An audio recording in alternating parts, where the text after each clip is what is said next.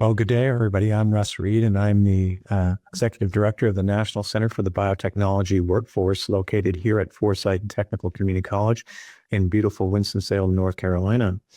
And with me today is Trevor Tufano. Trevor, how are you? Hi, Russ. I'm doing good. Thank you for having me. Trevor, it's always a pleasure to see you and do a SciTech with you.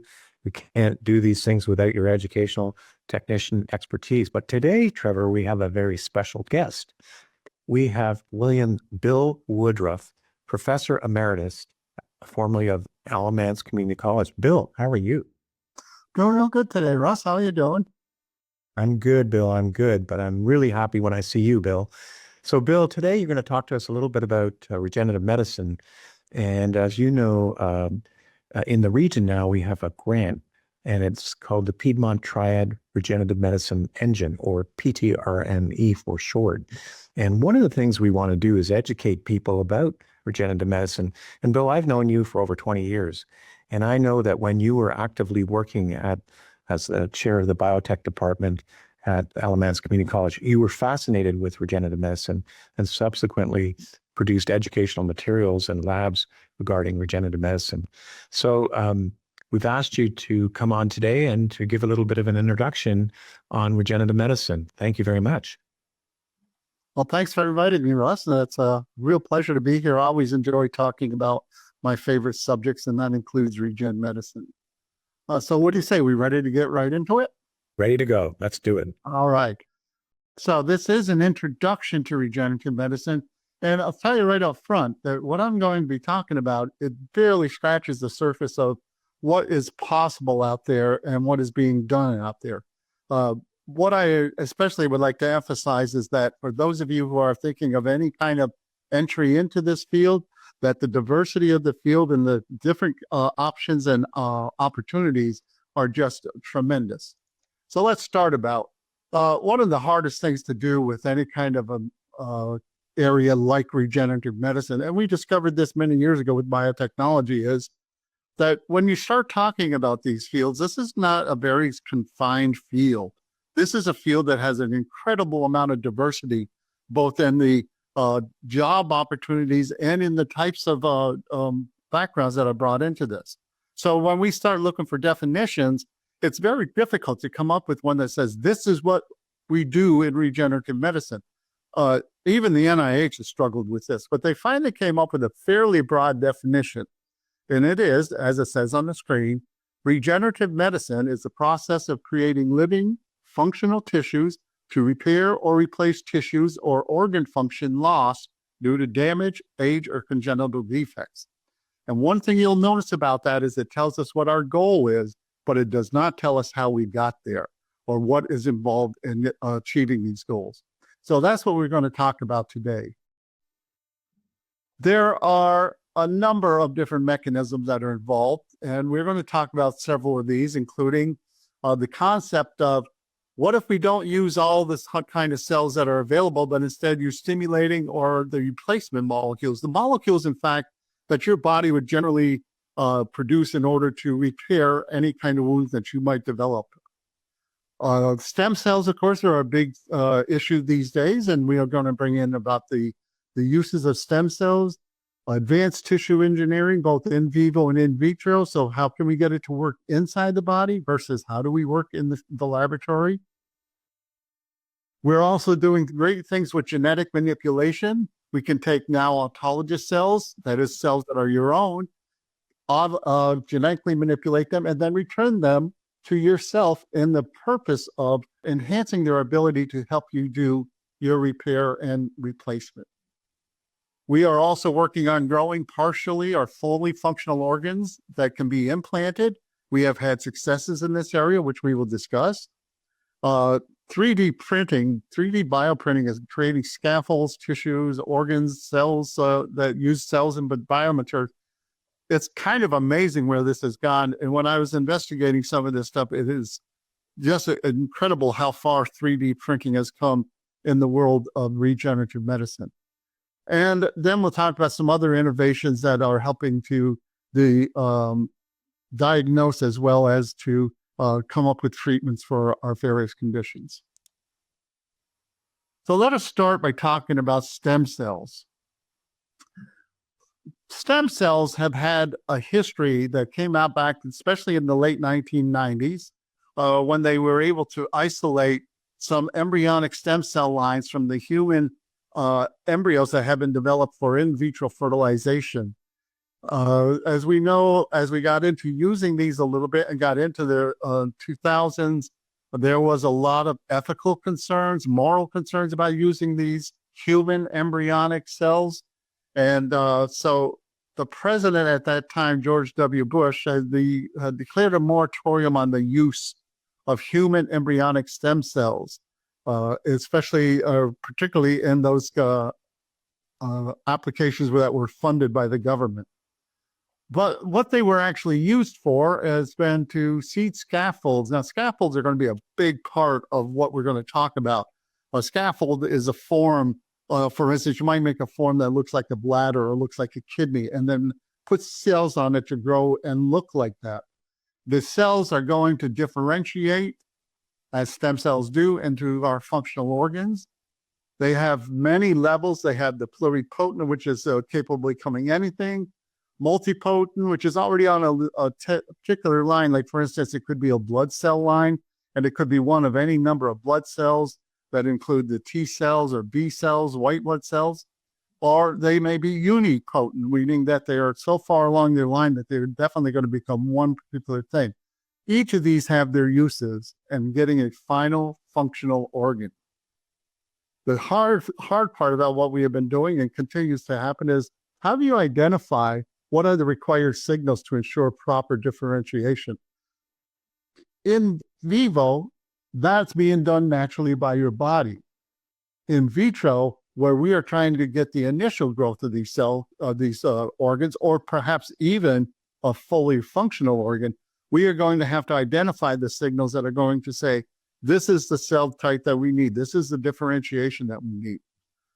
But as I said, scaffolds are a very critical component of this, giving us a whole different field that's a little bit away from the cellular prospects and trying to find biomaterials that will be compatible with the growing organ, compatible with the host once it's planted.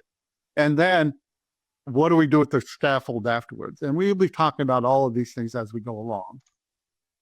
So let's talk what we need to have a successfully regenerated organ. Starts with the scaffold, but what the scaffold is doing besides giving a shape, it's essential that it's able to bind the repopulating cells, and then those cells can grow and differentiate to resemble the actual organ that we are trying to mimic.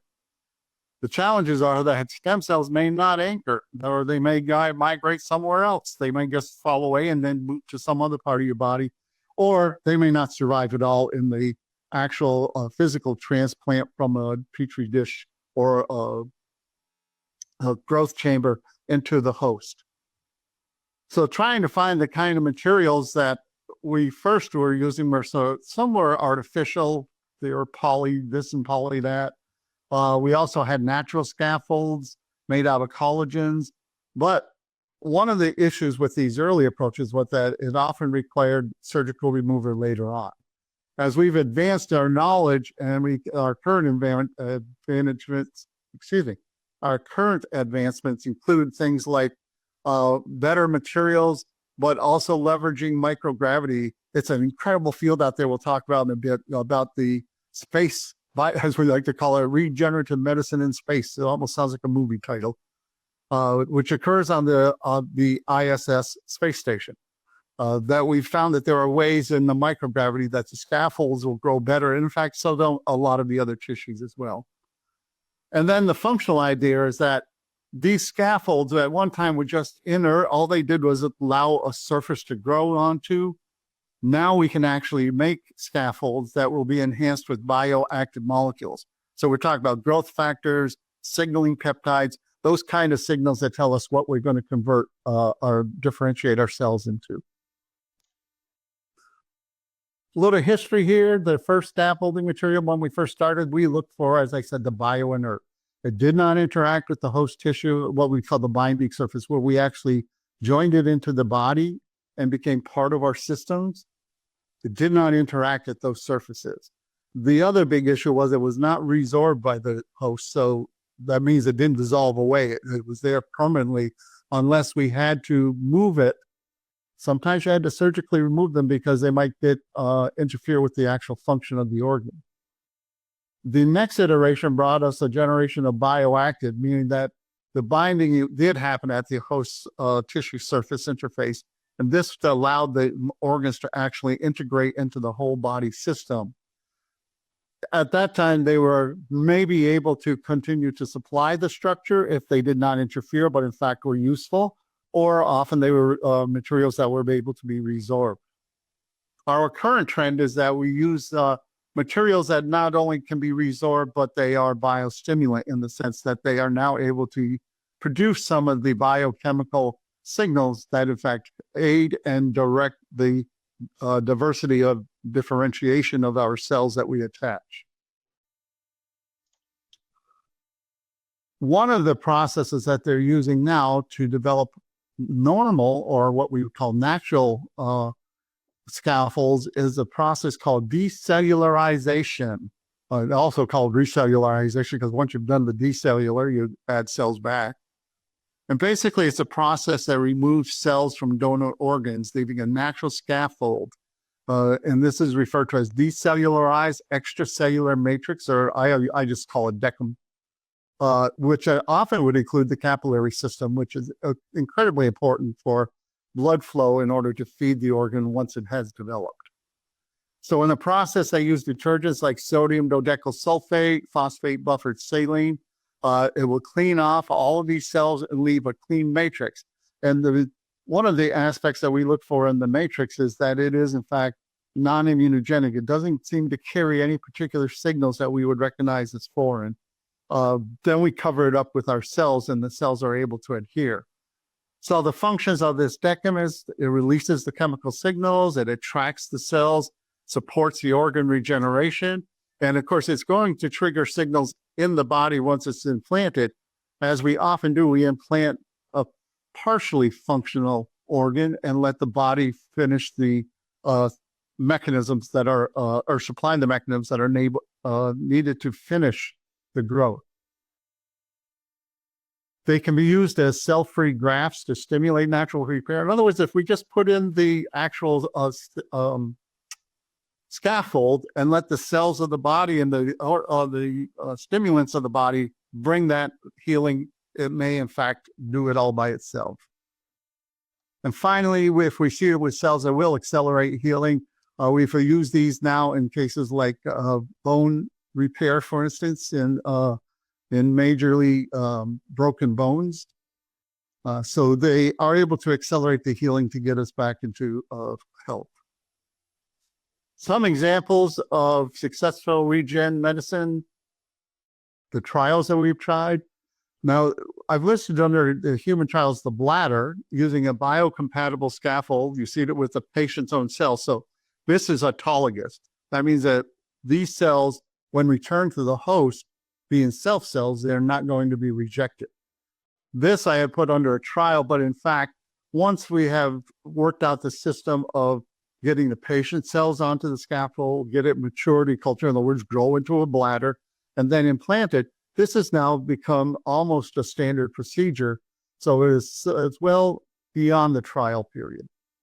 We still are working on one which has been successfully completed, is the trachea, using a DECM donor scaffold.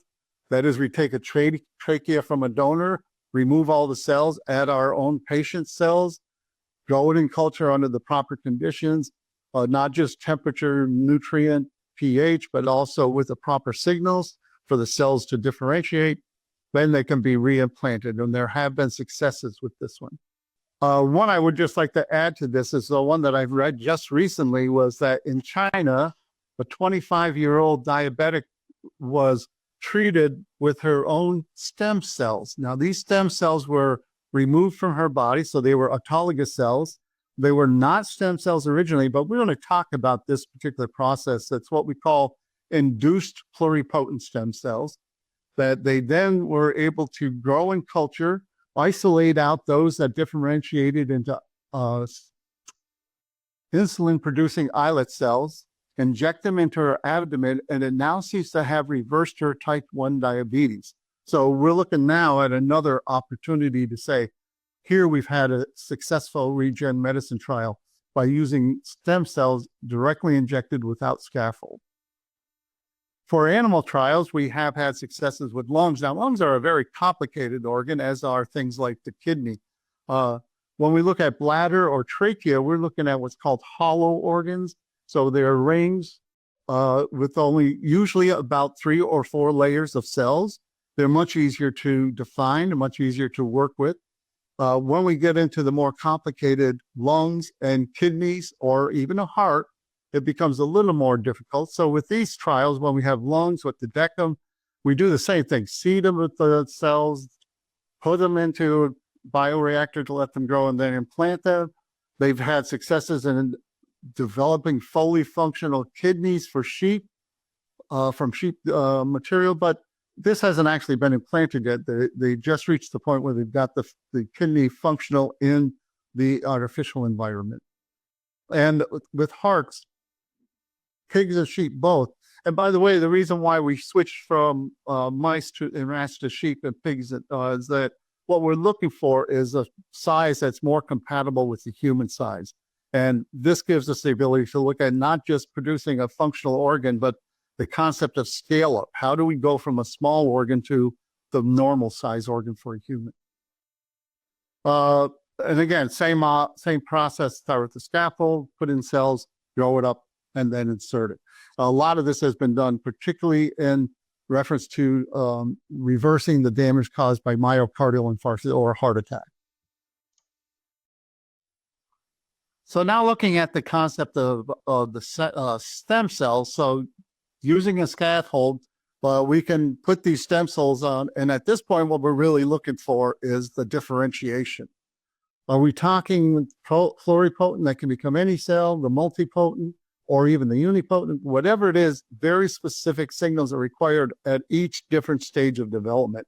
And therefore, we are looking at how do we control what the differentiation is to become these proper cells.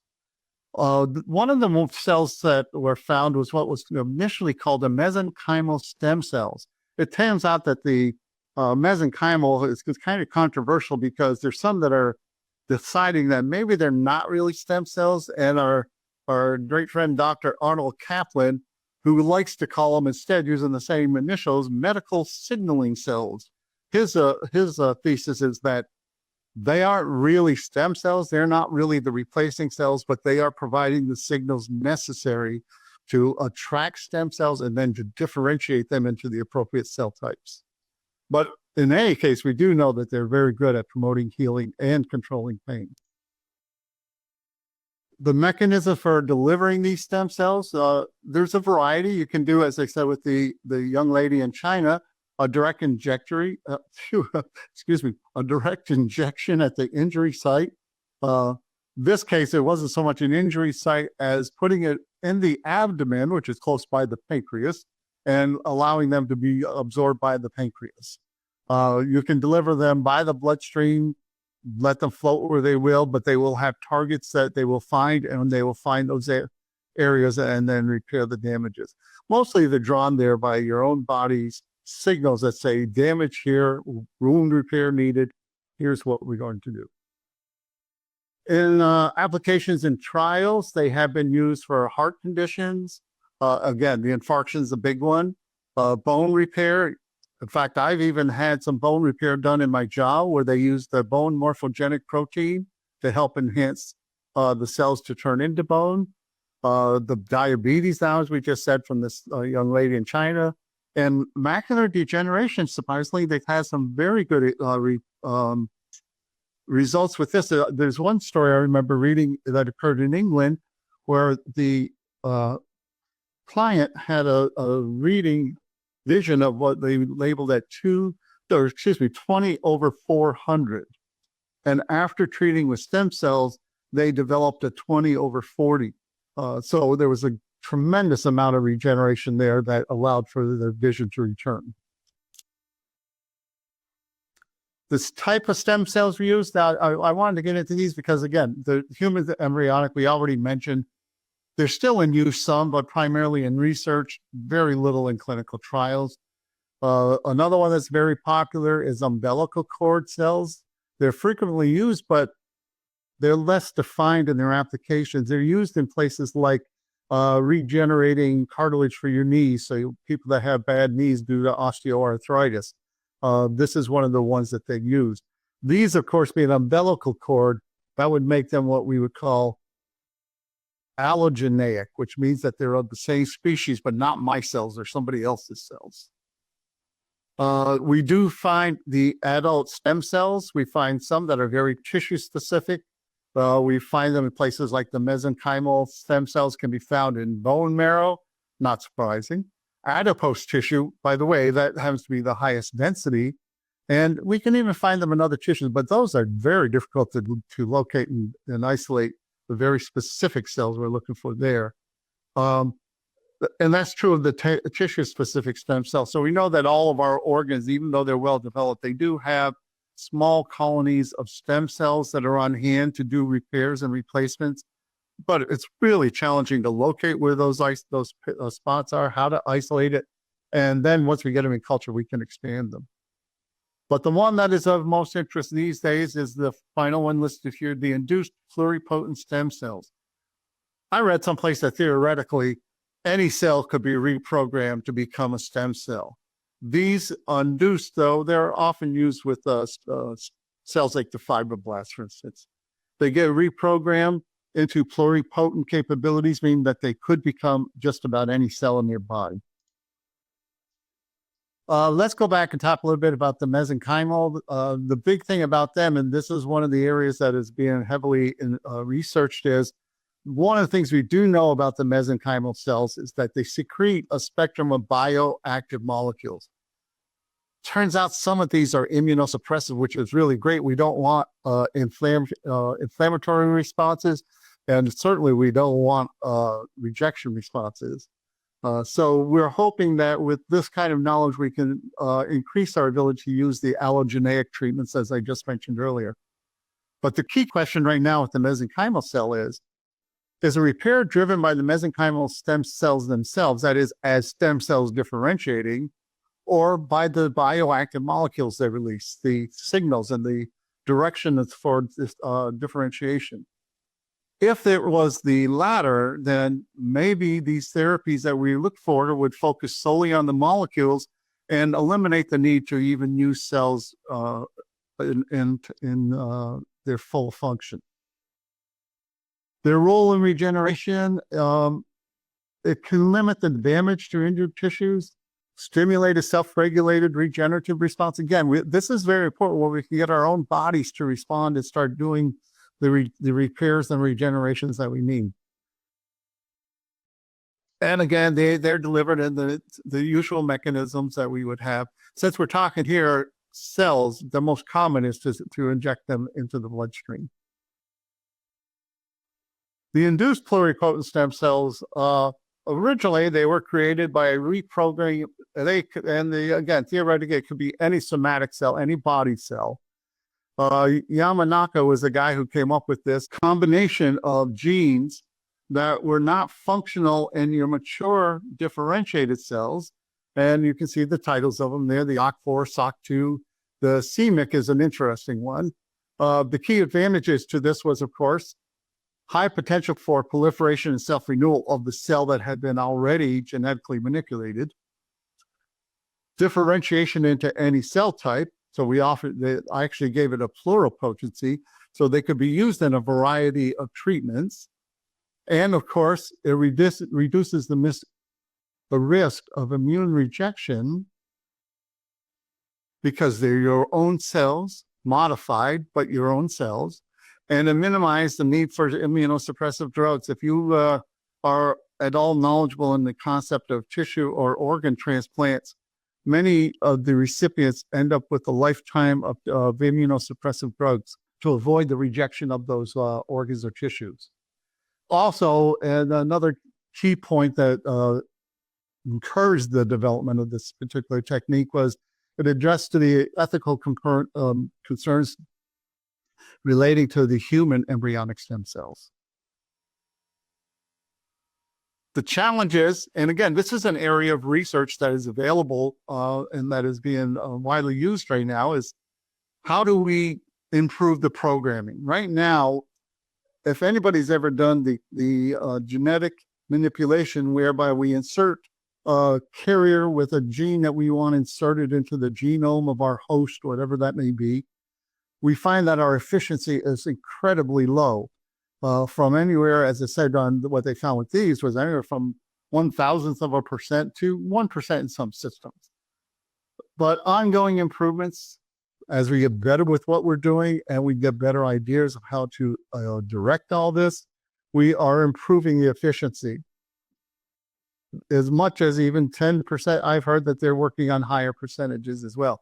When you're looking at working with literally hundreds of millions of cells, when you talk about a 10% efficiency, then you are talking about anywhere from millions to tens of millions of cells that will be programmed efficiently. And one of the things we're going to talk about just a wee bit down the road here is that it takes a lot of cells to pull off this regenerative medicine successfully. One of the big issues that was discovered early on was that many of these modified cells would cause tumors to start to appear. And so there was always this tumorigenic risk that was associated with the reprogramming. There have been attempts to reduce this, some of it by replacing some genes with other genes. In the gene delivery system itself, we have the traditional method of, they used to use 4 lentiviruses of the 4 carriers, each carrying a single gene, which meant that you had to have an insertion that it was one of each of the gene types. So all 4 genes were inserted into the same genome. You can see the complexity of that one. We at our lab in Alamance Community College have actually employed the newer system to some success with using a single carrier carrying all 4 genes that we're using, the multiple genes, all for a streamlined delivery. In this case, if one goes in, then the likelihood is extremely high that all 4 of them are going to go in. And it also reduces the risk of the genome insertion of reprogramming genes that can occur, random insertions in the wrong places, often leading to oncogenic activity by disrupting the critical genes that, in fact, help to inhibit oncogene activity. And so, as I said, we are working on removing some of the tumorigicity. I mentioned the c-Myc as being an interesting gene, that it is one of the more aggressive genes in causing the pluripotent reprogramming, but it's also one of the major genes that contributes to the tumor, to the oncogenic activity. We have since stopped using MYC genes for the most part and replaced them with other genes. At this point, we have discovered around a dozen different genes that may be used to induce pluripotent status. Other problems are involving inconsistent differentiation. They don't always respond to the signals the way they should. This is why iPS cells are most often used in vitro, so that we can follow their differentiation, make sure it is the product that we want. Purification of the desired differentiated cell type. So once we got them, how do we get them purified and then separated and then reintroduced to the host? Here's a big one that we fight as a problem all the time, and that's the process of scalability. Because in almost all of our regenerative medicine applications, you need extremely large quantity of cells. We need this either for organ regeneration or even for, in the case of reversing diabetes type 1, it takes a lot of cells. A lot of these cells will not survive the injection or the transfer to the body or the transfer to the organ itself. So scalability is not only a very large problem for getting enough cells, but at the same time, we also have to comply with our FDA clinical standards and our laboratory standards. And the other side is that there is a particular problem with immunogenicity. Some of the iPS cells may be more immunogenic than originally believed. So the idea of mixing perhaps mesenchymal cells that had the immunosuppressive effect with the iPSC that had the differentiation that we want may be a pathway to overcoming some of these immunogenic effects. And by the way, the one that we are most so worried about is the two, I should say, is one is inflammation, the other one is rejection. So why do these still remain so attractive if they're so difficult to work with? Well, the ability to fix the genetic defects in some cells using tools like CRISPR-Cas is very attractive. The cells can be expanded in culture and then returned to the patient as normal cells, giving us that scalability, that large cell number. And of course, we have demonstrated the successes in models treating things like sickle cell anemia, dopaminergic neurons to alleviate Parkinson's disease. And there's a variety of them where, in fact, they're also able to help us develop test systems for diseases that normally don't occur in animals other than humans. Another one that we put in here it's an interesting thing. This is more of a cell therapy, but it is considered a major part of regenerative medicine, is using what is called our CAR T cells. Now, CAR T cells are T cells that have been genetically modified to express what we would call non-native antigen receptors on activated T cells. So the T cells are not just quiescent in your system. Here we take them out, we make them activated, and then we manipulate them so that they get more antigen receptors on a specific target. The CAR T stands for chimeric. Now you've got multiple antigens antigen receptors from multiple sources. That's the chimeric part. So it's chimeric antigen receptor T cells. And very typically, they would just, for example, be anti-CD19 or anti-CD2 receptors. These two are protein surface expressions that are common amongst cancer cells. The purpose of these is to leverage the person's immune system. That is, we're taking your own T cells, we're modify them to better able to recognize the cancer, say, and then returning them to the body after we have expanded them into a large population. These are been used with some success in hematological cancers like leukemia and lymphomas, but they also have been known to support tissue regeneration and restoration of normal functions. With the autologous, leading to what we call personalized medicine, one of the main goals of medicine, you use the patient's own cells, minimize the risk of immune rejection. Our goal, though, if you will, the golden ring is to present an allogeneic or off-the-shelf type of CAR T cells, where we get donor cells that are engineered for immune compatibility through the genetic manipulation. So other than just giving them new antigenic receptor targets, we can also remove their own antigen targets for our own occurring T cells.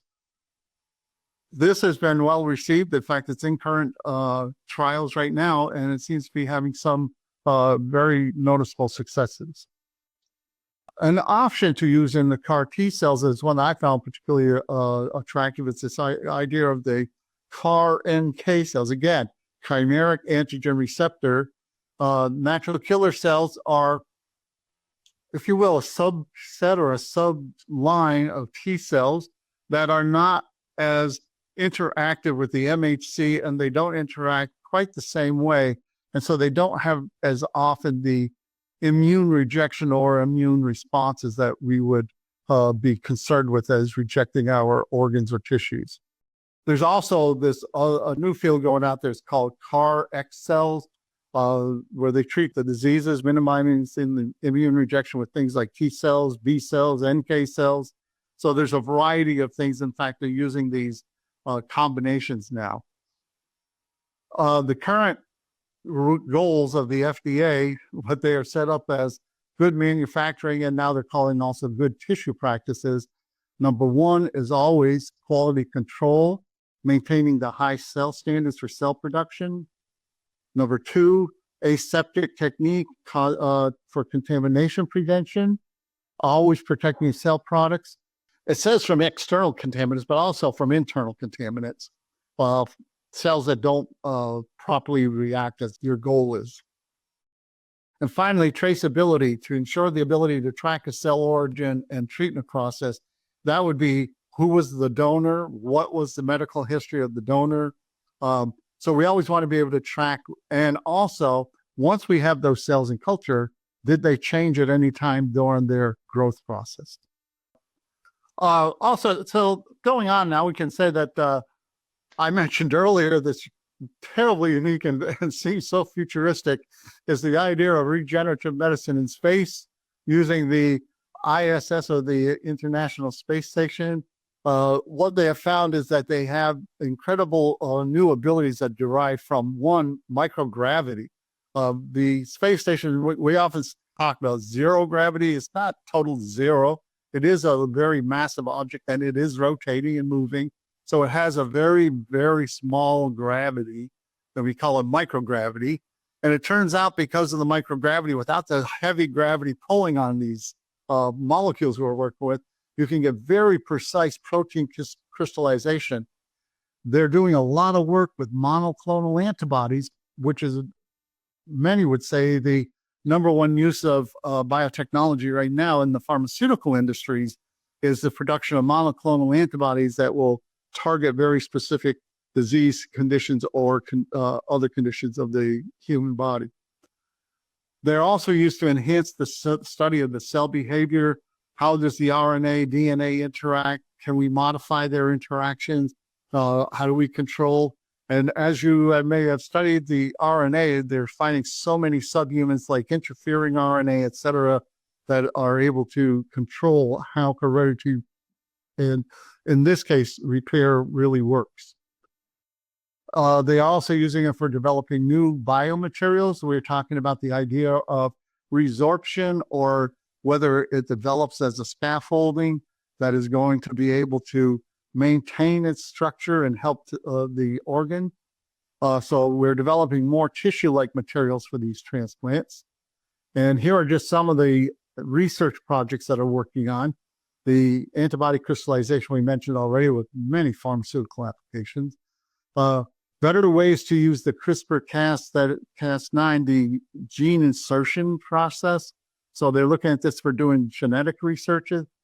The tissue chips on us in space. So we have this saying, it's called organ on a chip. I've seen tissue on a chip. I've seen body on a chip. Basically, it's what it's saying, that is, we're actually starting with a small surface area, usually a slide. And on this slide, we can actually put little chambers down. They're little drawn chambers that are in micro and in nano size. And into each of those chambers, we can add cells of a particular type, so that we can develop a replica of a tissue or an organ on a chip. On the most extreme, we can use a slightly larger slide and make body on a chip by putting several chambers that include several different organs. All of these are connected by nanochannels. So another whole field we're studying now is called microfluidics. And how do we get the fluids to move from one chamber to the other using these nano pumps? They look like windmills to me, and you get them swirling, and they help to move on the liquids through these nanochannels. It's absolutely incredible. And of course, right now they're used primarily for diagnostics and treatments. They're looking at how to 3D print hearts at human size without the gravity pulling them and distorting the shapes. By the way, the area that is being done in the aseptic facility is known as the biofabrication facility. And this is where they do their printing of the tissues and organs, growing cells, all of the things they would do that would require an aseptic process.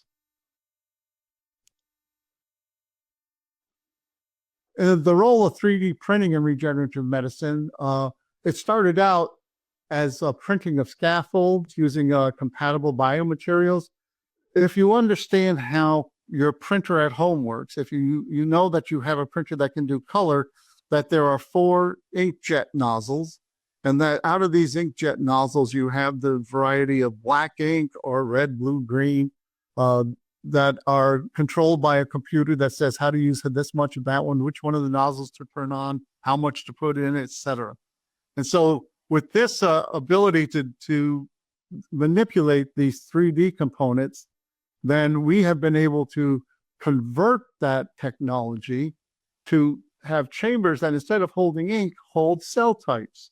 Now, I heard a story of how this originally started, that when you brought together the concept of the biologist who would say, well, the process that it uses with 3D scanning for what's called extrusion is to heat up the nozzle to melt the plastic that you then would shape into some form that you would want on your 3D printer.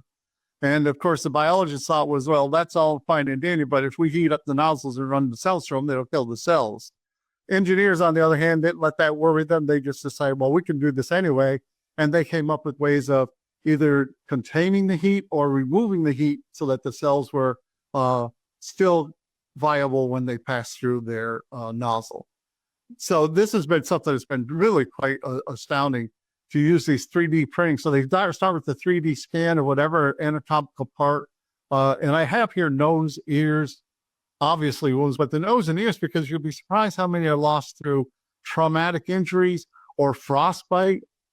Like for instance, people that climb Mount Everest, that's a very common issue they end up with, and losing those organ parts. And now we can make scaffold. In fact, you saw earlier images of an ear growing in a culture dish.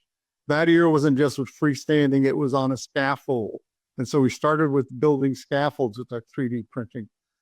Eventually, we did find the technology to successfully extrude cells of various types at various levels, especially when we talk about, for instance, the military use with deep wounds. As you can well imagine, where the limb is still intact but has been majorly damaged. We do a 3D scan to see at what level the wound surface is, determine what cells are needed from the bottom up, and then start 3D printing those cells into place. Finally, reaching the surface, which will allow for accelerated wound healing. Burn healing is another place where this has been used. Again, you take the image of it, figure out what cells you need, and then you can apply them through a 3D printing process. They now call this, where the cells are, they call it the bioink, and it's applied directly to the wounds, limbs, face, skull, all kinds of damage that we get from war and from our traumas of just living our lives. And as I say, they have replaced nose, ear, and skin is a big part as well. And for their future potential, this is where we are spending our time, especially at the space station, is organ printing for transplants and repairs. I have seen a functional heart, but it was only the size of a heart, like perhaps for a mouse, although the cells weren't suitable for a mouse, so it was never implanted for that. It was sort of like a proof of concept. So anyway, that's our story. I hope you understood the concept that there's a lot of fields. We got engineers, biochemists, cellular biologists, geneticists.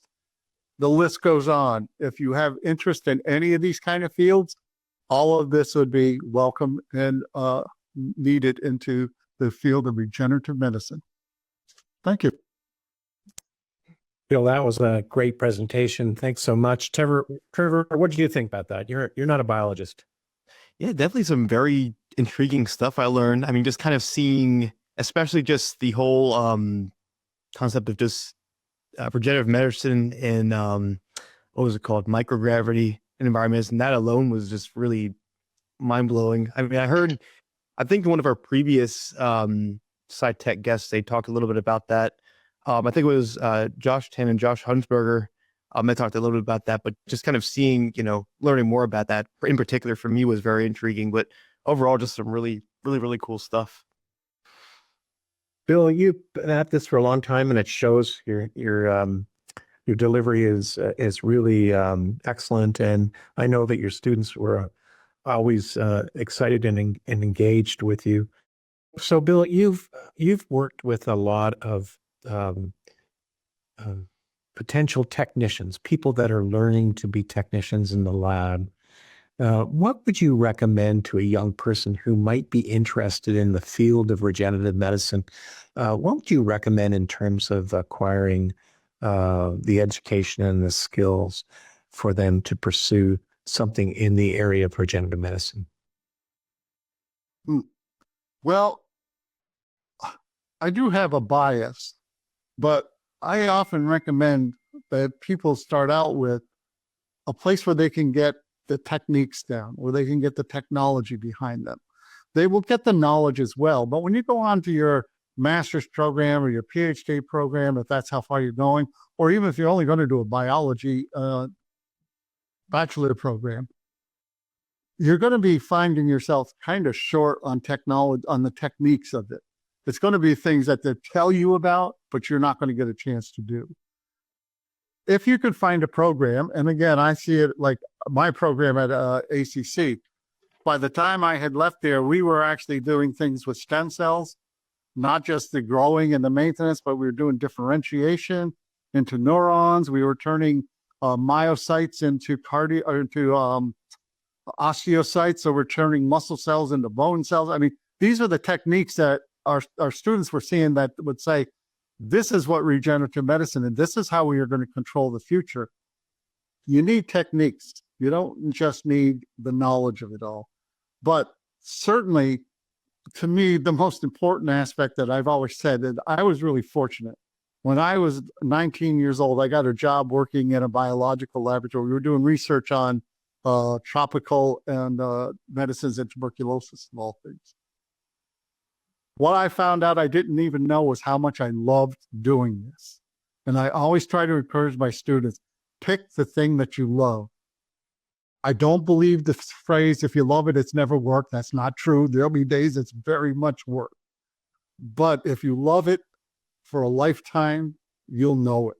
And you will really be able to apply yourself. You apply yourself to gaining the knowledge you want. So pick the area that you're really interested in.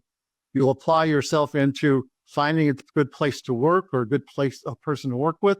Mentors are not ever overemphasized. A good mentor will take you a long way. Find a place where you feel like you can grow, and a place that you will never, ever be required to lose your curiosity and your love of just learning stuff. Wonderful. Great answer, Bill.